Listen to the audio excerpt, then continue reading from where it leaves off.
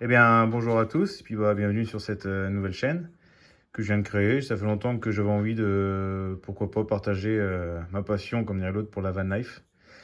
Donc voilà, donc aujourd'hui, j'ai reçu, alors, et rien de commercial ou de partenaire ou quoi que ce soit, hein, de ma carte bancaire sans rappel. J'ai commandé l'EcoFlow River 2 pour faire une batterie d'appoint, ce que j'ai déjà dans mon camion qui est un Peugeot Boxer H2L3 que j'ai aménagé avec mes moyens, comme dirait l'autre. Voilà. Donc pour avoir en plus une batterie pratique, en plus de ma batterie auxiliaire.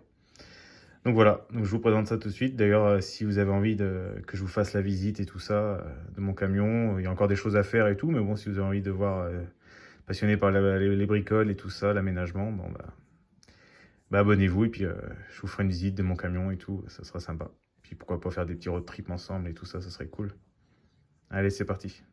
C'est parti, j'ai déjà découpé le scotch parce qu'à une main, c'est pas pratique. Donc voilà, donc on voit déjà que c'est bien protégé.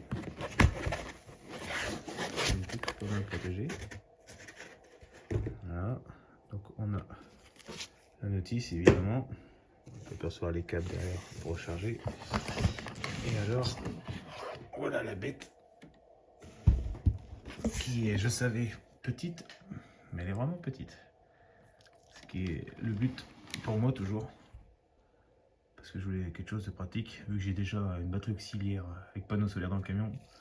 Je voulais un petit côté pratique, genre comme là dehors, poser une table, en charger les téléphones, les trucs. On va voir ce que ça vaut. Donc déjà, mise en route. On voit qu'elle est rechargée déjà à 27%. C'est pas mal. Ça c'est la prise d'allume-cigare. Voilà. Prise de 120 à droite. USB-C. Et puis deux prises USB. C'est pas mal. J'ai déjà vu des vidéos là-dessus. Bon, ils font des tests à 28%. Moi, ce que je vais faire, c'est que je vais commencer par la recharger à 100%. Puis brancher des trucs, voir un petit peu mieux avec 100% de batterie. Voir un peu mieux jusqu'où qu'on peut aller, quoi. Donc je branche ça.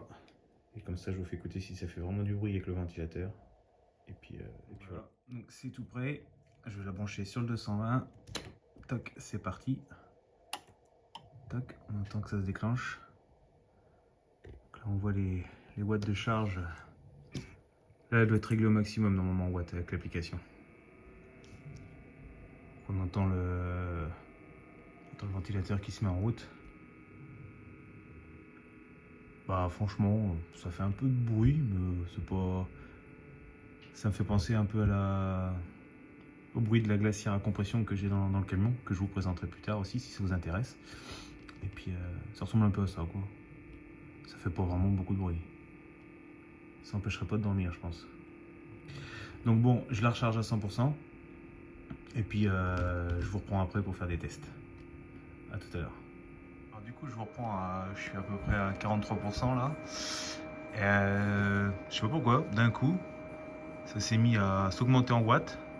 Et le ventilo du coup s'est mis à pousser un peu plus fort. On l'entend un peu plus là.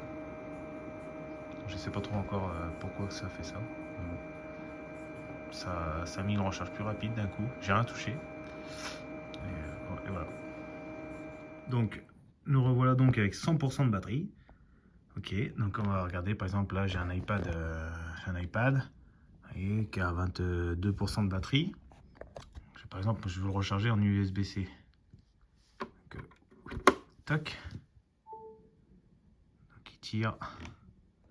Ça tire 11 watts quoi, en gros 10 watts. D'accord. Il dit qu'il reste 47 heures comme ça d'autonomie. 33. Ok. 33 heures d'autonomie, ça tire 10 watts. Ça tire pas beaucoup, je trouve.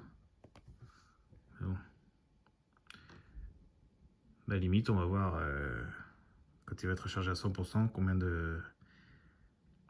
qu'il reste après de pourcentage et tout ça de batterie. Ce serait pas mal. Bon, de retour sur le chargement, vite fait. Donc là, on est à 35%. On est parti de 22 et là, on est passé à 99% de la batterie. Donc voilà. Donc on va voir quand une fois que l'iPad va être plein, Alors du coup, on se retrouve avec l'iPad à 100% et ça a pris 8% de la batterie, ce qui est plutôt pas mal. Donc du coup maintenant on va essayer de recharger l'ordinateur portable directement sur le 220 et voir ce que ça prend. Alors c'est parti, là on voit que sur le PC il reste plus que 8%. Donc j'ai branché sur l'EcoFlow en 220. On va voir. Tac, c'est parti. Alors,